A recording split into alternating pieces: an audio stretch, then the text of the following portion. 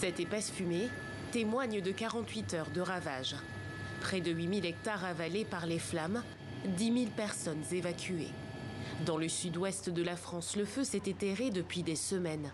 Il se propage désormais à toute vitesse. Là, on a deux configurations. Soit c'est dans le brûlé, on le laisse, très clairement. On ne prend pas le risque d'engager des personnels, on ne prend pas le risque d'aller casser du matériel dans les parties brûlées. Deuxième configuration, des points chauds à proximité de ce que l'on appelle du vert, donc non brûlé. Et là, le travail pour mes collègues va consister à aller les chercher. Donc c'est un travail qui sera fait au sol, un travail de pionnier, long, fastidieux.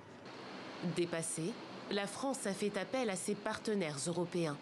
2 Canadair italiens et 2 Grecs ont été envoyés en renfort dans la région. Il faut qu'on sécurise là-bas.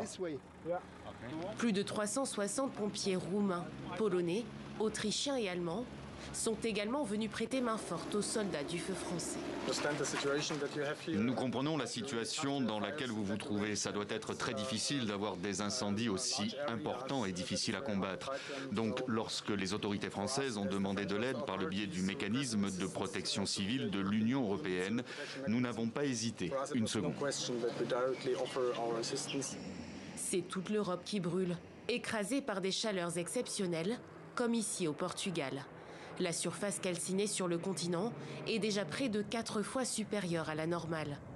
Plus de 600 000 hectares de végétation partis en fumée, contre un peu plus de 158 000 en moyenne. Le mois de juillet a été le 6e plus chaud de l'histoire de l'Europe.